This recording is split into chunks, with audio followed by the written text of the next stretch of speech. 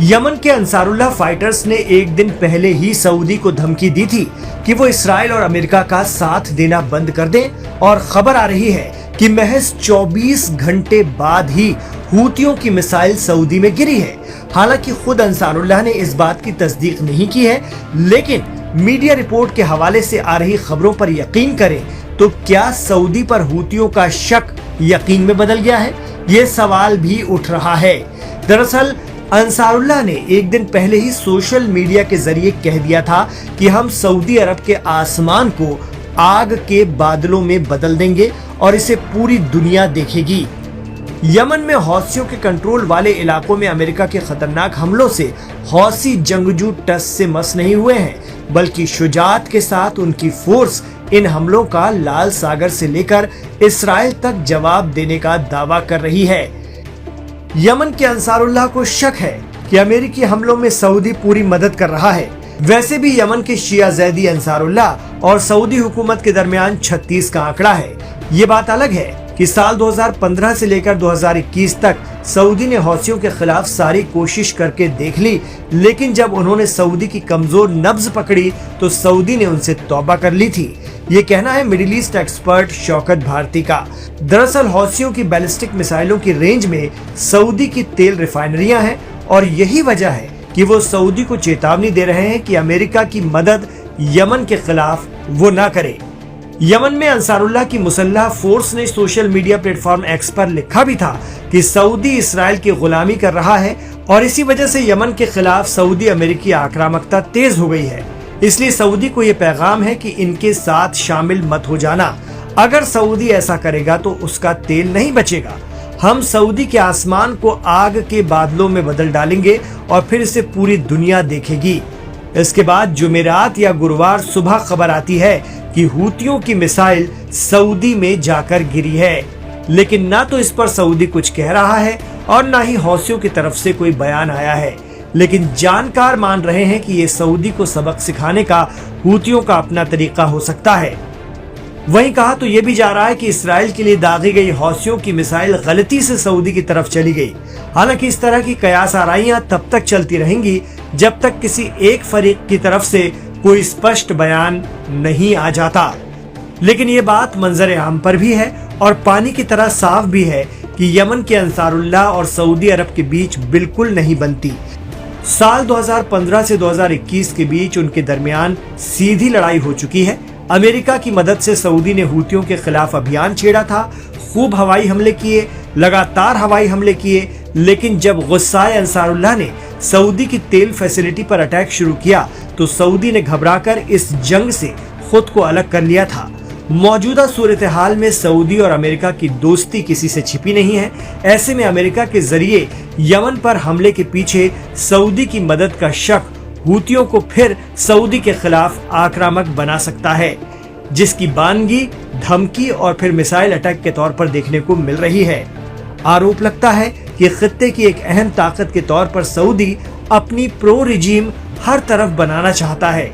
Yemen में भी उन्होंने अपनी रिजीम और आइडियोलॉजी थोपने की कोशिश की थी, जिसकी मुखालफत में हूती आंदोलन ने जोर पकड़ा और यमन के एक बड़े हिस्से पर हूतियों का कंट्रोल हो गया। मिडिल ईस्ट एक्सपर्ट कहते हैं कि ऐसी ही कोशिश सऊदी सीरिया में बशर अल असद के खिलाफ भी कर चुका है।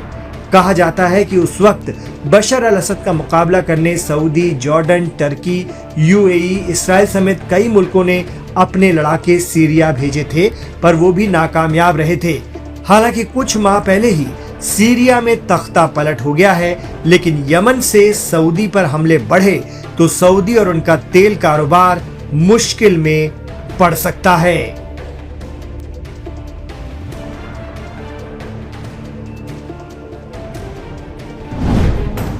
कयामत साबित होता है। हदफ की तरफ दागते ही ये पानी के अंदर ही अंदर किसी शिकारी मछली की तरह पहुंच जाता है अपने शिकार की तरफ और कुछ ही सेकंड में धुआं धुआं कर डालता है।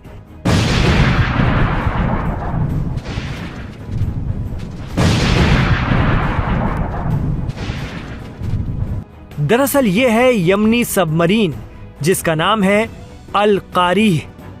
अंसारुल्लाह का कहना है कि उनके पास इस तरह के हथियारों का जखीरा है और कोई भी उन्हें कमजोर समझने की भूल न करे।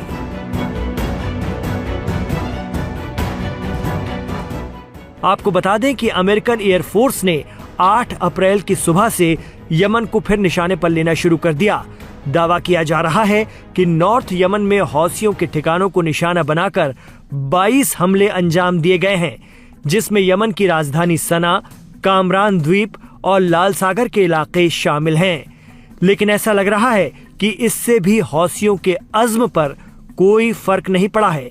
अमेरिकी एडवांस ड्रोन MQ-9 रिपर को गिराने के बाद यमन के हूतियों के हौसले बुलंद हैं।